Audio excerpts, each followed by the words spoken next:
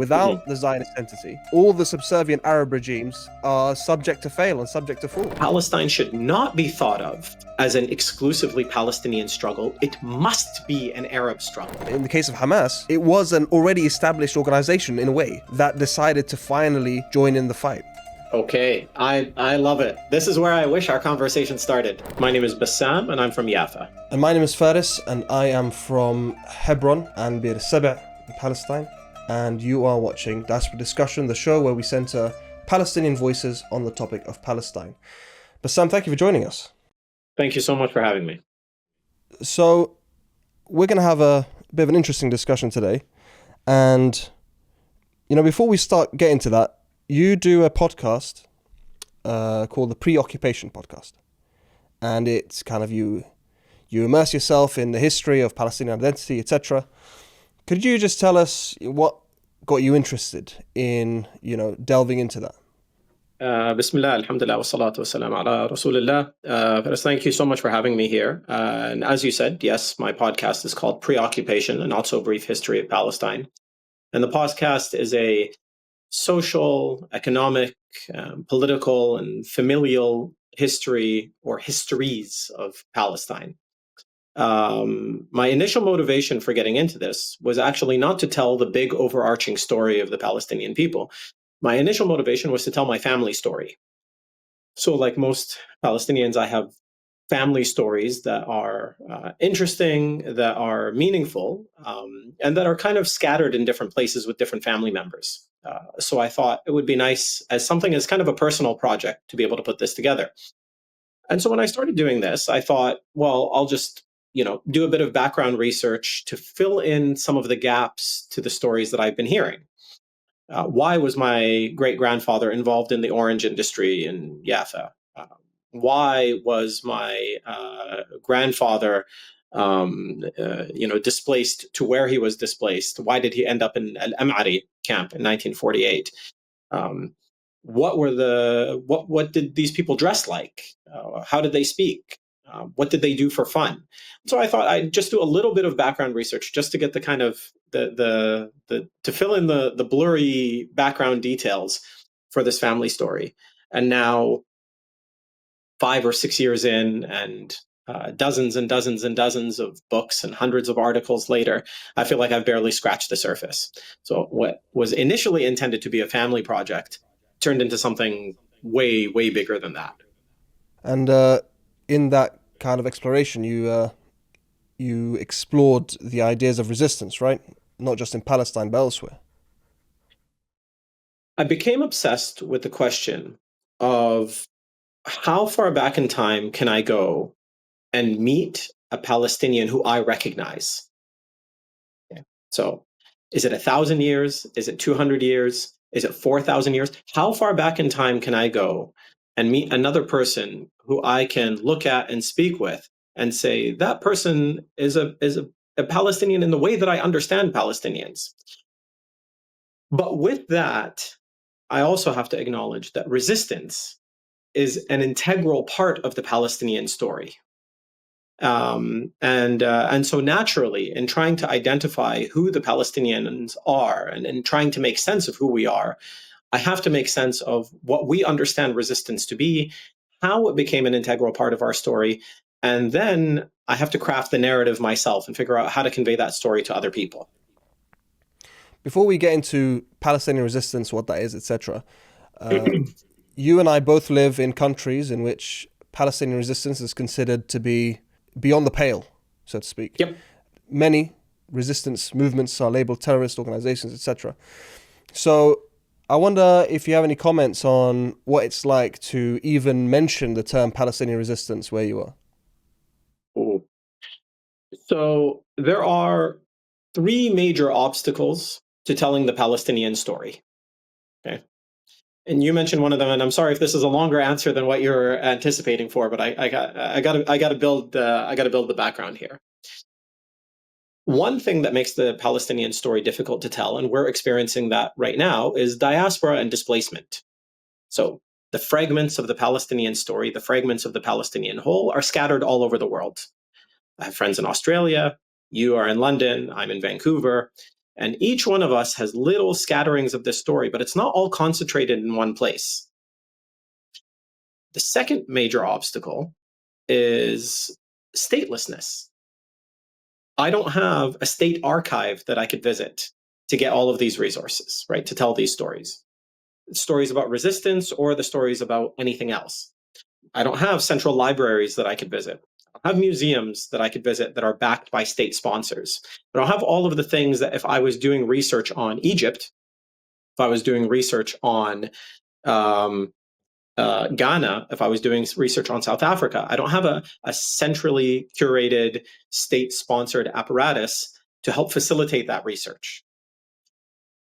But the last thing that Palestinians deal with in doing their research and in trying to piece together their stories is lawfare. It's the weaponization of legal systems to prohibit and to really make the telling of our story something that is reduced to the domain of the illicit, something underground. It's something illegal. It's something under the best of circumstances. It's something that you engage with a lot of risk. Now, if in dealing with a subject like this, I find that, we are both from Arab and Muslim backgrounds, and so I have to speak quite candidly here. I find that it's important for myself as well as for the young activists who I deal with who happen to be from our ethnic and religious background to understand what the rules of engagement are. What I mean by that is we need to understand the consequences of our words and the consequences of our actions. And if we are going to say something, then we need to make sure that we know the game that we are playing, and to never feel obligated to say things or to do things for any reason or being pushed by anyone to push us in any direction that we don't feel comfortable with. I guess that's a long way of me saying that I understand the rules of engagement very well.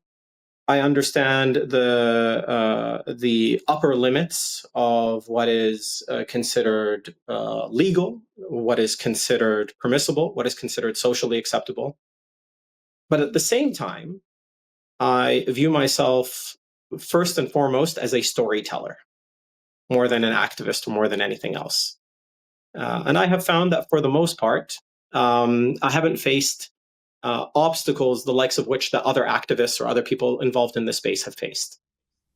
Yeah, the thing about the kind of the labeling of Palestinian resistance movements as terrorist organizations is not only does it outlaw the organization itself, but it also outlaws speech around that organization.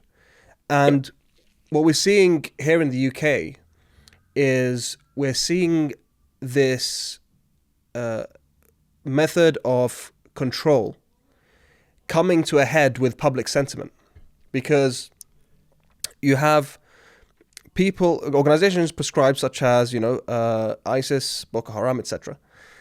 on the one hand, and then now you have this organization called Palestine Action being prescribed.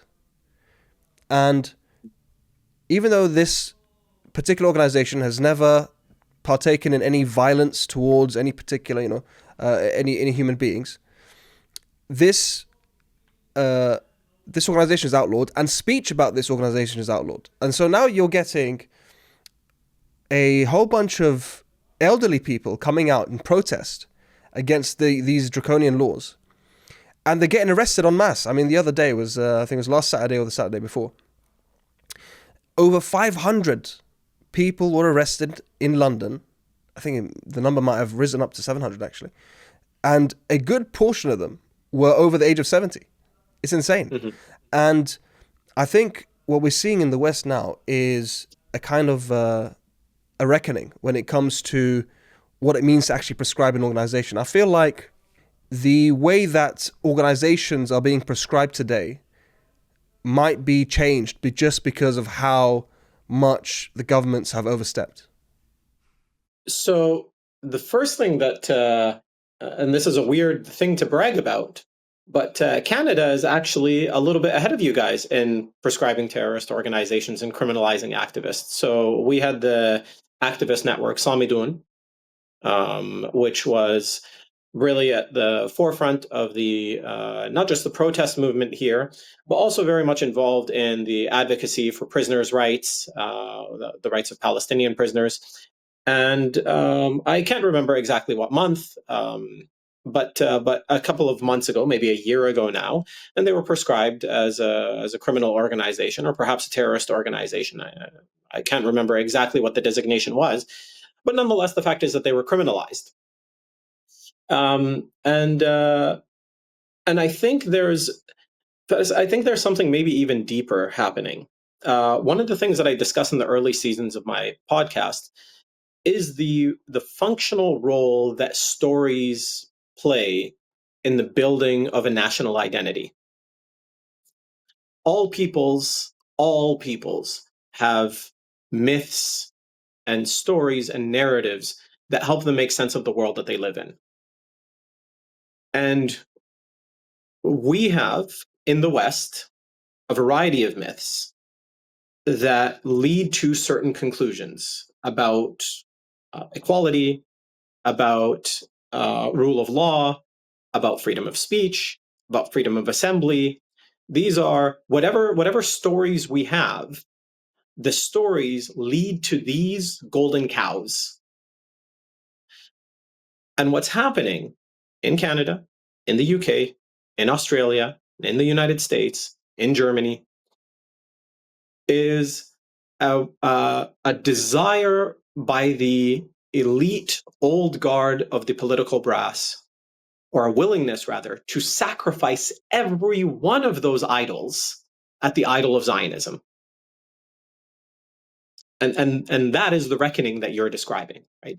It's not just about prescribing one particular organization or another. It's about undermining the fundamental assumptions about what life in the West is ostensibly supposed to be like.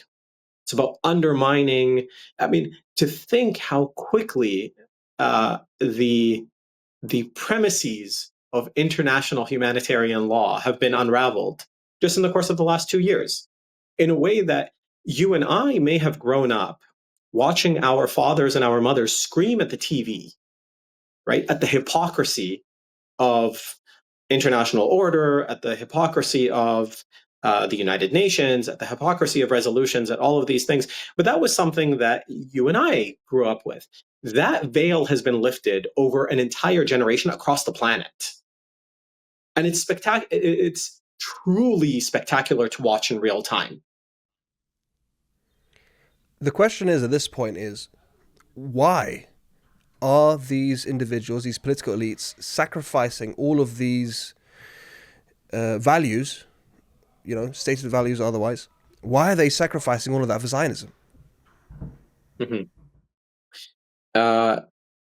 I think the answer is uncomfortable, but it is simpler than what we sometimes give it credit for. There's no secret right now, the images of Zelensky and Macron and Starmer all sitting around Trump. I don't know if you saw the images earlier today, but just in the Oval Office. There's no secret that we live in a world, in a unipolar world, wherein America is the dominant hegemon, and countries like Canada very much work their foreign policy around what America's foreign policy is at its core. Now, I preface with that because we would like to think that for America, Zionism is a policy decision. And similar to South Africa, similar to other theaters that America has been engaged in, but then changed its tune on, we think that changing America's perspective of Israel is just a matter of changing an American policy. The reality is that Zionism is as American as apple pie. Zionism is core to the DNA of the United States. It's not peripheral to the DNA of the United States. Christian Zionism itself is older than and more adhered to than Jewish Zionism.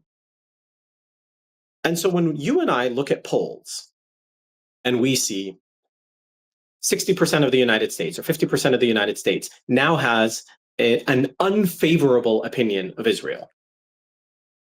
Right? You've seen all of the polls that I've seen. I don't think I'm telling you anything you don't know. We see that with Democrats and with young Democrats, that number could be as high as 80 or 90%. Right? Certain demographics, it's 80 or 90% unfavorable view of Israel. Okay. Let's say the country is split, just for the sake of math. Let's say the country is split 50-50. 50 with a pro-Palestinian sentiment, 50 with a pro-Zionist sentiment. Okay. Zionism is so deeply ingrained into the DNA of the United States that our 50% and their 50% are not the same. How many in our 50% are willing to risk their lives for this cause?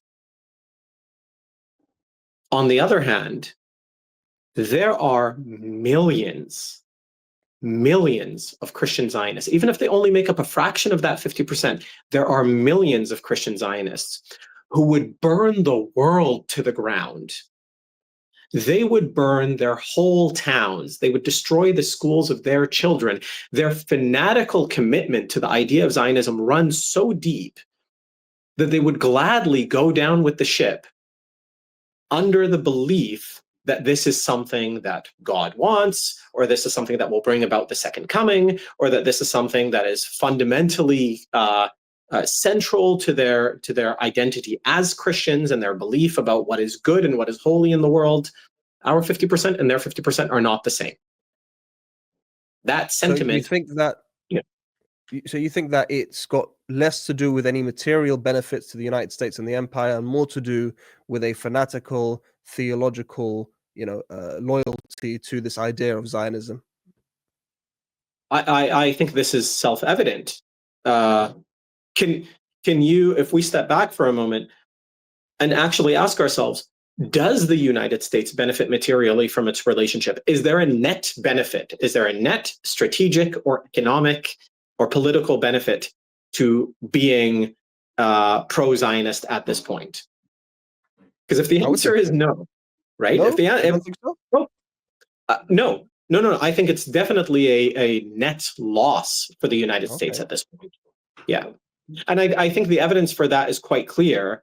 And in terms of electoral politics, we can see what's happening with the Democratic Party right now. And I want to, before I get ahead of myself, I want to say that exploring the internal workings of the United States and Canadian politics and exploring Zionism is not something I particularly enjoy. I prefer talking about Palestinian issues. But if we look at the Democratic Party right now, all of the evidence is saying that this is becoming a litmus test for politicians, the Palestine issue itself. And yet, the central guard of the party would rather lose the next election, and in fact would rather lose the election after that than change their tune on Zionism. And you think the thing is with that is, like, I get the fact that the Christian Zionism is very strong, and there's a lot of them. In fact, the Christians for Israel is probably even more influential than AIPAC, etc. But yes, what we're seeing happening in Palestine, in Gaza today, is part and parcel for US foreign policy. I mean, this is exactly what we saw in Vietnam. This is what we've seen in South America. This is no different than US foreign policy for decades. So, I mean, when I look at it from that perspective, it's less to do with, the commitment to this ideology, and more to do with geopolitical posturing. Because at the end of the day, the Zionist entity is the cornerstone of US empire, or the imperial geopolitical posturing in the region, right? Without the Zionist entity, all the subservient Arab regimes are subject to fail and subject to fall. And then, the oil stops flowing, etc. What do you think of that? So one of the most remarkable things about Zionism's place in Western discourse is its durability. Okay. When the British sponsored the Balfour Declaration, And when the British issued the Balfour Declaration, sponsored the Zionist project.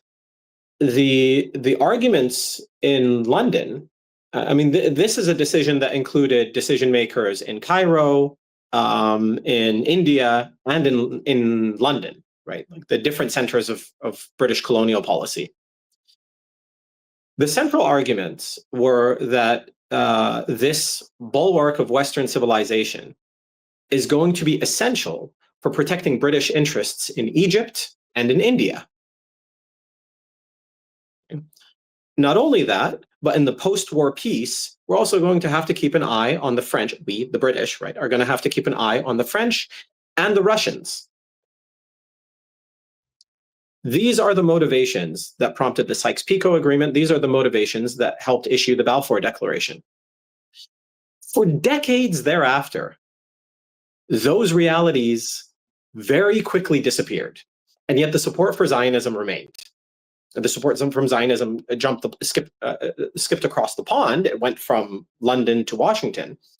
But many of those same kind of motivations about needing to be a bulwark against the Soviet Union and during the Cold War, to support us in the war on terror, to whatever it is, Zionism has found a way to weasel itself into the strategic interest, or into the language of the strategic interest of the United States, without actually manifesting itself as a meaningful strategic interest.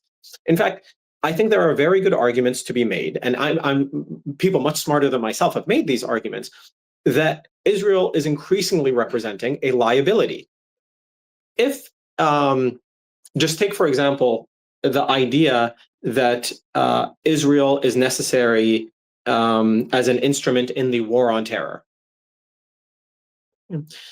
And yet theorists, just like John Mearsheimer, have noted that the war on terror itself, or the quote-unquote terror that emitted from that war, was in large part related to Israel's presence in the region in the first place. So Israel is presenting itself as both the solution and the problem. And yet, the only reason that this is palatable in decision-making circles, the only reason that this continuously finds an audience, is because American decision makers want it to be true. I feel like there's a whole bunch of different interests converging, which creates, the reality of Zionism becoming indispensable to the American empire. And it sometimes gets a bit murky trying to sift through it. Is it the Israel lobby? Is it just the American way of doing things, etc. I think we can go on to have this conversation for hours and hours. To be honest, yeah, we probably could. But I'd like to go back to resistance. Sure. And that's really the main thing we wanted to discuss today. Now, you have studied the parallel similarities between Palestinian resistance and other resistance movements around the world. Why don't you kind of take us through kind of your main findings, if you will? Sure. So the first thing that I will say is there's probably more with the obstacles that I noted earlier, the obstacles of statelessness, of diaspora, of lawfare, of continued settler colonization and erasure. There are many things that make the Palestinian experience unique, truly unique, and almost unprecedented in modern history. However, if we look at resistance after the Nakba, which is really relevant to the nature of your question, right? We're not looking at 1936. We're not looking at the anti-colonial resistance of the interwar period. We're looking at Palestinian resistance after the Nakba. That resistance was instrumental in reshaping the Middle East.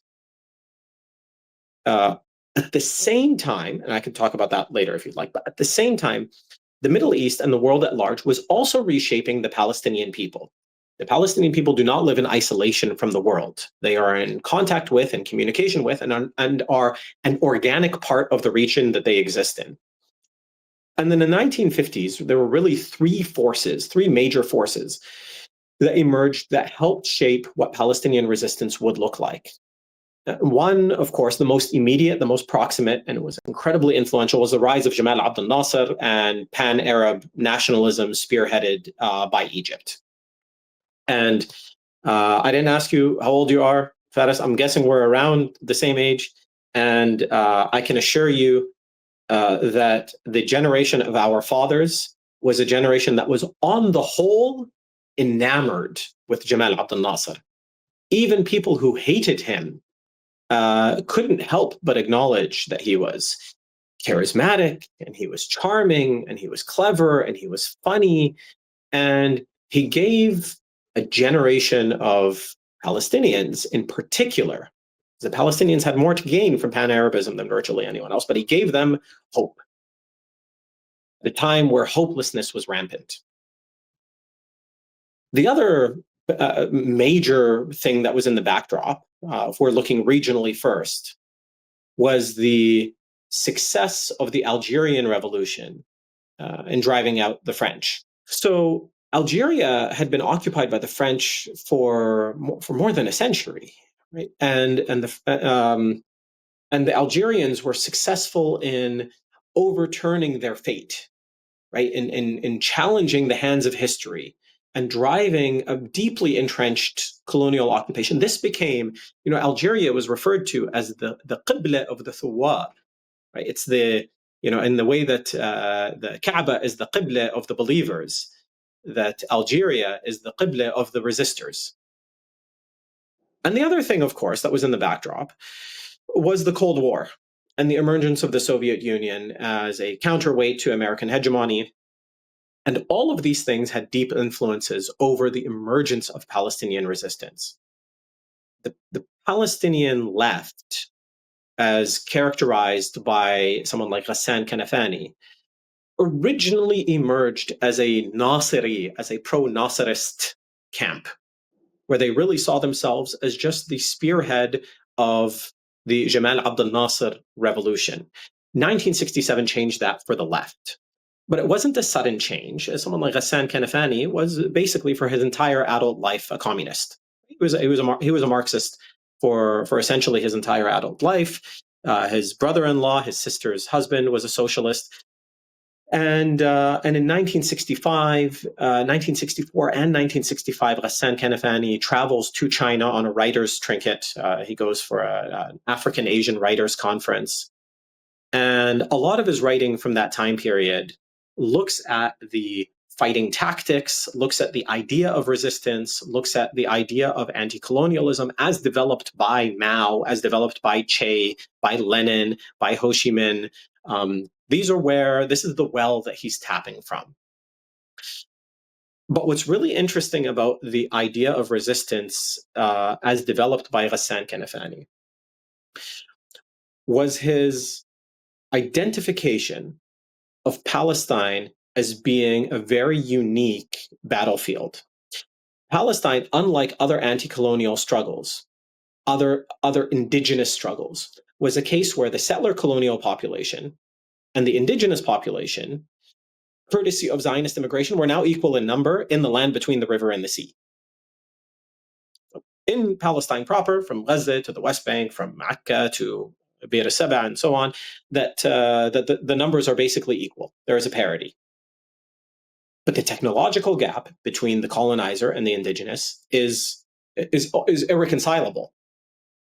Not only that, but Palestine itself is not so big. Palestine is not Algeria. Palestine is not China. Palestine is not Vietnam, where the revolutionaries can then retreat into the mountains or into enormous fields or into something like that, where they could use this massive landscape to their advantage. So he says, based on his reading of Mao, Che, Ho Chi Minh, Palestine should not be thought of as an exclusively Palestinian struggle. It must be an Arab struggle.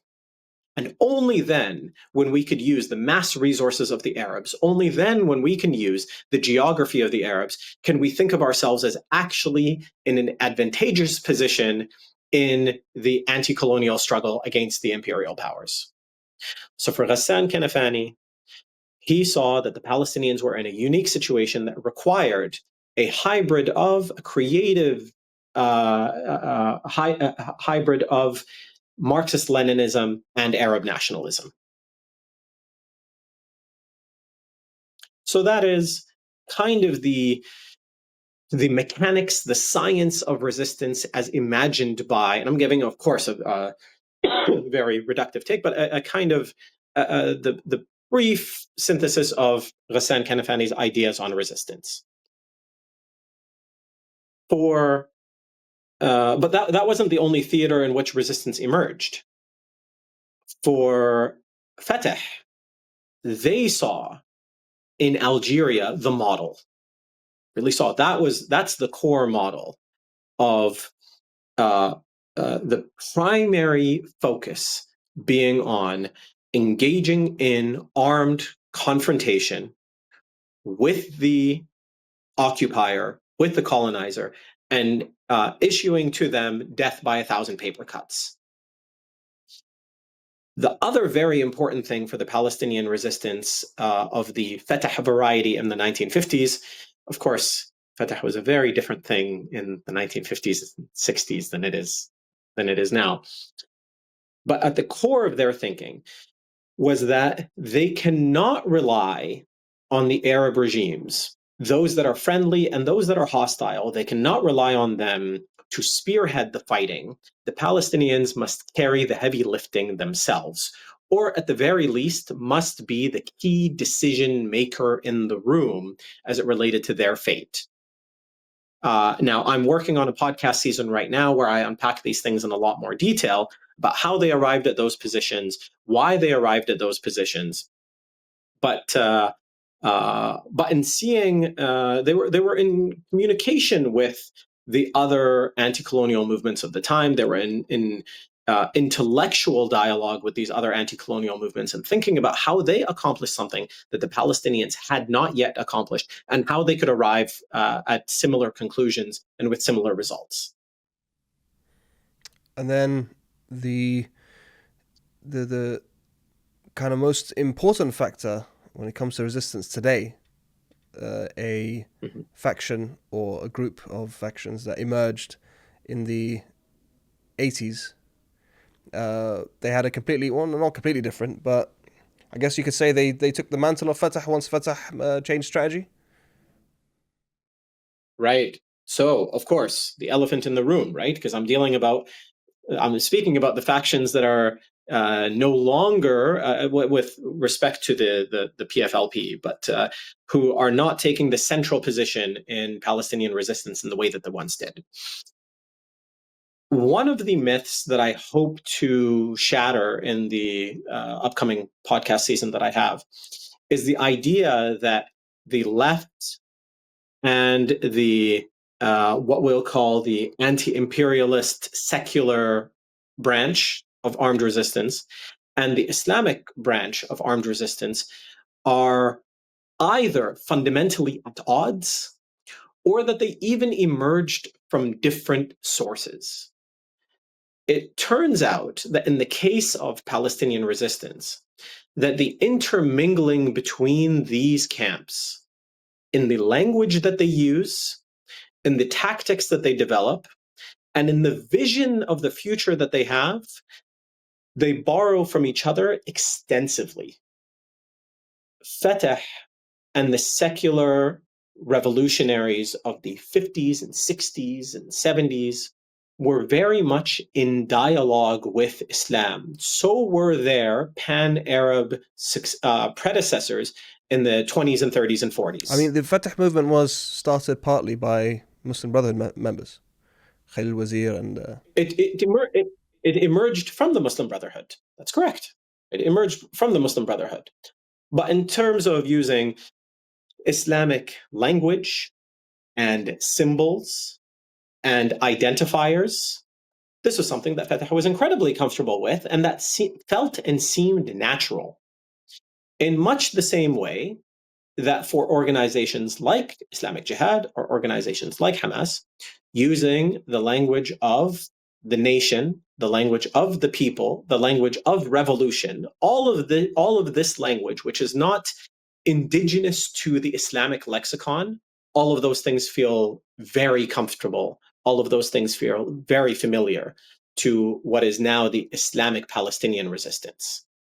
So my core point there was that the idea that Islamic resistance somehow spontaneously emerged post 1967 and really, kind of spontaneously emerged in the 1980s is a caricature more than it is a depiction of the reality. But isn't there fundamentally a difference between the ways in which these movements or these strands of the kind of the general Palestinian resistance movement emerged? I mean, for example, with PIJ, Fathi Shiqaqi was a member of the Muslim Brotherhood, and he was infatuated in a way, or maybe infatuated isn't the right word, but he was taken by the Khomeinist movement in Iran and the Iranian Revolution, and then he kind of did his own thing, and so there's that one aspect, and then you have the Muslim Brotherhood in Palestine in the late 80s deciding to finally taking up arms against the Zionist entity. These kind of emerge differently, I guess, because when you look at, for example, PFLP, right? So the PFLP was created by individuals who wanted to get together and start a revolution of sorts to resist the Zionist occupation.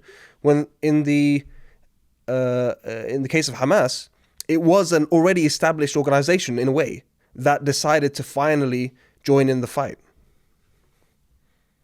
Okay, I love it. This is where I wish our conversation started. This is where I want to be at. All right.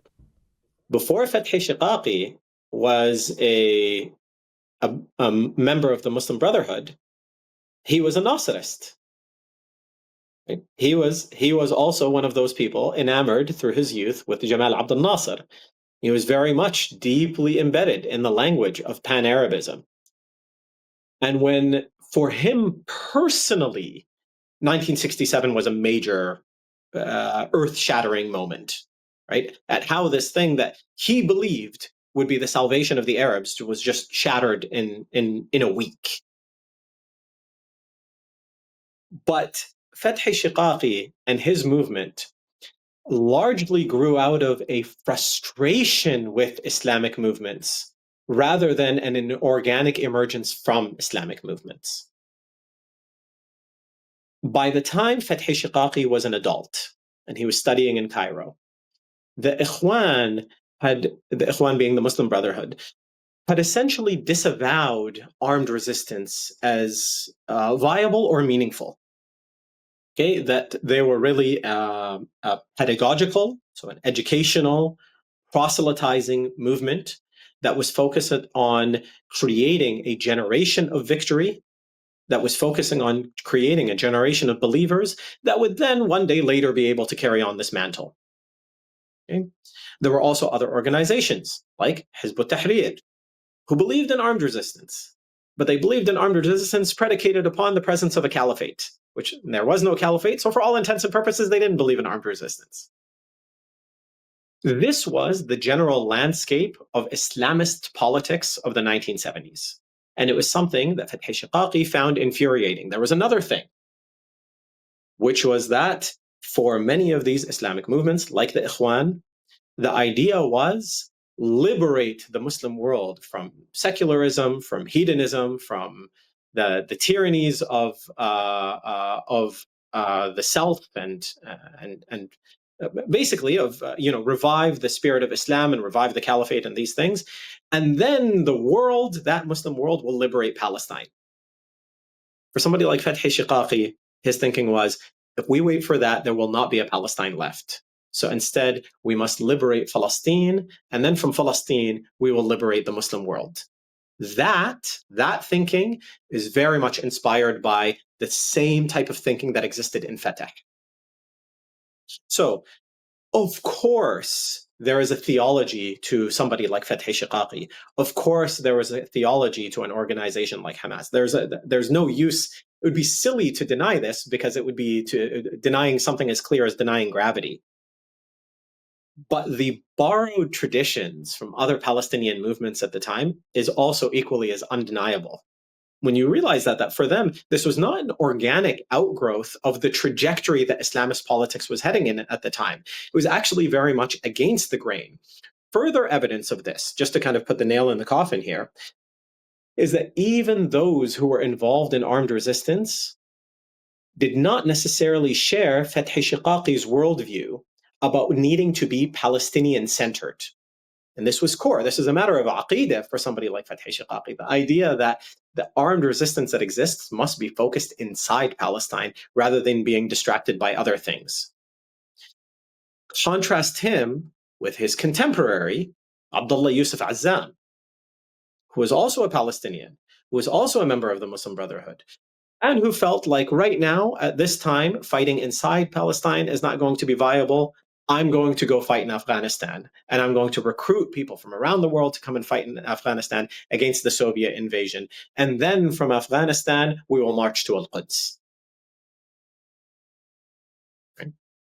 So the thinking of even the Islamic resistance movement is very much steeped in the resistance traditions of the time.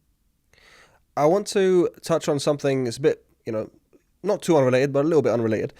When discussing Hamas or when listening to people talk about Hamas, very often they are strawmanned. Very often their actual positions are not discussed, and rather a bogeyman is created, and that's the thing that's being attacked.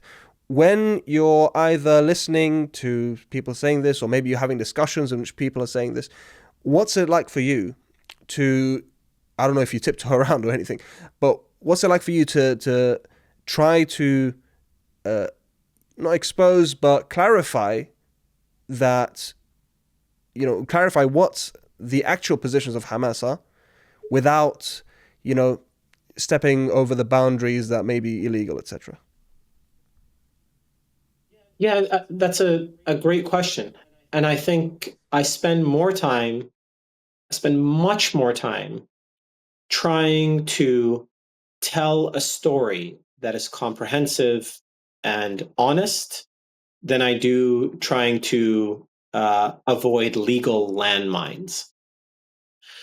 Most of what I am doing, the overwhelming majority of my work, is the reconstruction of our past.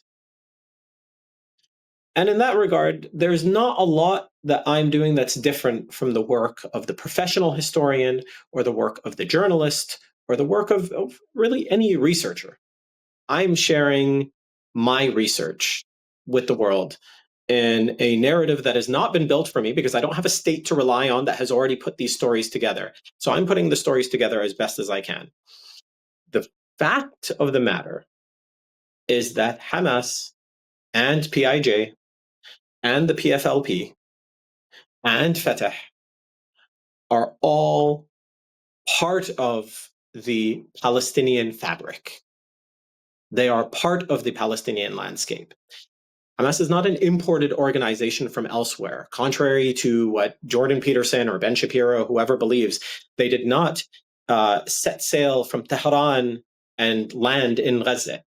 Okay? They are a part of the Islamic and Arabic and Palestinian fabric. And there is just no way to tell the Palestinian story without acknowledging that, while at the same time acknowledging genuinely, not for evasiveness or not out of cowardice, but there is no problem acknowledging that this is also not the entirety of the Palestinian story. And I think that's what makes the story interesting. It's not a story of hero worship. It's not a story necessarily of evangelization. It is a story of understanding who it is that we are. I feel like we can go on for hours talking about the story of the Palestinian story and whatnot. I mean, you're an entire series of podcasts dedicated to that. I'd like to. We're running out of time a bit, but I think maybe we can touch on something that I feel is interesting in terms of parallels between Palestine, etc. You spoke about how Palestine is quite unique, but since October the 7th, there have been multiple academics, individuals who have compared the 7th of October attack to the Tet offensive. Yeah. I wonder, have you looked into that at all? Yeah, actually, I probably have at least one text message to a friend within the 24 hours after making exactly that comparison. Um, but in actuality, it's not quite the same. So the Tet Offensive, what is similar between the Tet Offensive and the Al-Aqsa flood was the element of surprise.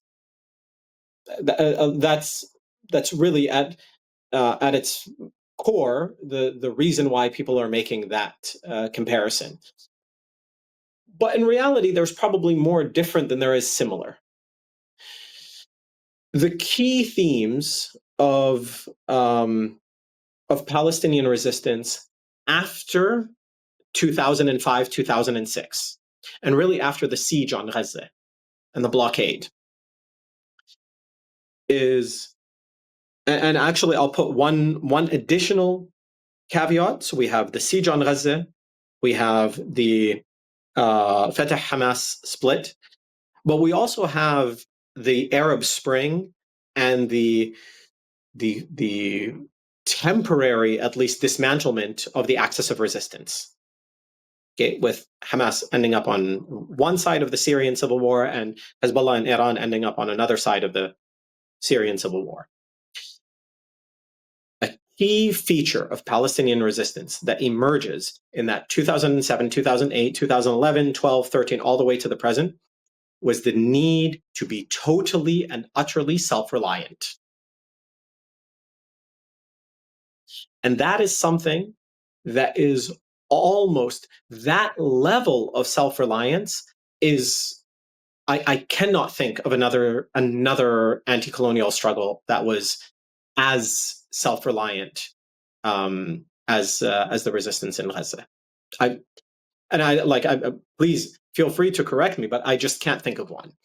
Even in the case of the Vietnamese, in the case of the Soviet invasion of Afghanistan and the Mujahideen movement, in the case of Algeria, and wherever, there's something coming in from somewhere.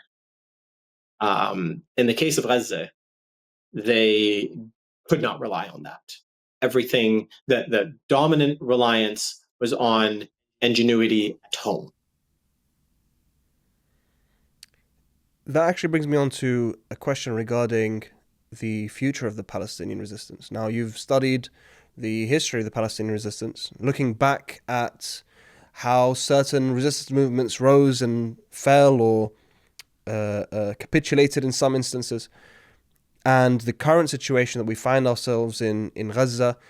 As of recording, there was a ceasefire proposal that was accepted by the resistance movement in Gaza, that was rejected by Netanyahu and his genocidal Zionist cronies, and they are adamant that they will essentially ethnically cleanse Gaza. Where do you see, the Palestinian resistance going, using the history that you've learned? So, very recently, I had a good friend, my friend Ibrahim, shout out to Ibrahim, I'll send him this after, who said to me, he said, Bassam, I love your work on Palestinian history. I love your historical analysis. You don't have the best track record in predicting the future. So I want to start off by saying he's probably right. I don't have the best track record of anticipating what comes next. Here is what I will tell you. When the Ottoman Empire was shattered, and it did not collapse, but it was defeated in battle, there was reason for the colonial powers to believe that anything resembling a kind of resistance or confrontation from these people is, for the meantime, a non-problem. Right? They have been pacified. The Ottoman military had been concentrated in the Turkish Republic. The Turkish Republic then became quite pro-Western. Problem solved. And then the Syrians rose up in 1925. They had risen up before that, but they rose up in a big way in 1925. The Palestinians rose up in 1936. Both of those uprisings were brutally crushed. In the case of Palestine, it resulted in the death, imprisonment, or exile of 1 in 10 Palestinian men. And then we had the real beginning of the Nakba, an ongoing process that we've been enduring for the past 7.5 decades. And the Zionists could be forgiven for thinking that the Palestinians were finished. And then we had these revolutionary movements that emerged in the 1950s and 60s and 70s. And finally, they were smashed in 1982 and forced to retreat all the way to Tunis, all the way to the end of the Arabic-speaking world. And surely they're done. And then that happens, and you end up with a resistance that is much more organized, much more committed than anything that they had faced before. And so for the 90s and the early 2000s, the Israeli occupation went about decapitating all of the leadership of this resistance, destroying this resistance in the West Bank, believing that it was finished.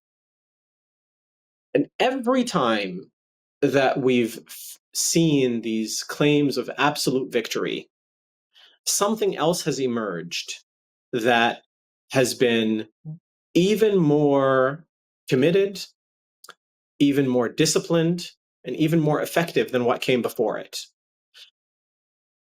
I can't predict what's going to happen as a consequence of this genocide, but the things that birthed the revolt of 1936, the things that birthed Fatah and the PFLP, and the things that birthed Hamas and Islamic Jihad, and things that birthed the Lion's Den and Kataib Jenin and Kataib Tul Karam, none of these issues have gone away. And so the same things that motivated and that prompted the existence of those organizations will prompt the existence and the continuation of armed resistance. That this is my only prediction that I make for what's in store in the future. And as long as Palestinians exist as a people, Zionists will always feel threatened by them. That too will not go away. That too is not going away anytime soon. Someone at the beginning of the genocide tweeted that if someone of Israel killed my entire family, and they said it's because they needed to destroy Hamas, the first thing I'd do is start Hamas too. Yeah. And yeah, I remember that. That sentiment is from someone who is not even someone who experienced that. So you can only imagine what it's like for an entire generation who have not only been deprived of regular life, of their families, but also of being able to develop naturally. You know, the what we're seeing today is beyond anything we've seen before, or at least in our lifetimes. I will close off on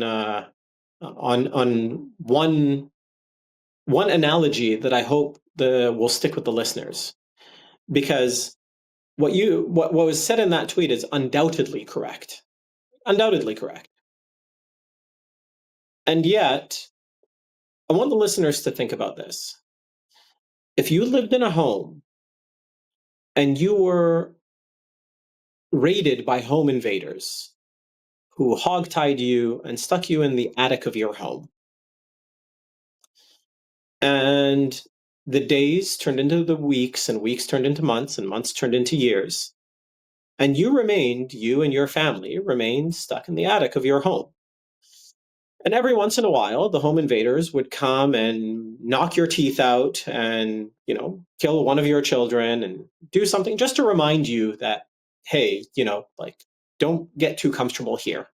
Things could get worse. It's not just the violence of those home invaders that you will resent. everything about their life in your home will be considered perverse and unacceptable. From the attic, you'll be able to hear them reading their lullabies to their children in what used to be the bedrooms of your children. You will smell the food that they're making in what used to be your kitchen. You will hear the house parties, the graduations, the birthday celebrations, the religious celebrations, all of that to those who are hogtied in the attic. All of that will appear perverse and unacceptable. And that is the Palestinian experience. On that profound note, thank you for joining us, Bassam. It was really enjoyable conversation. Thank you, Faris. It's my pleasure, and barakallahu feek for this incredible initiative. وإياك.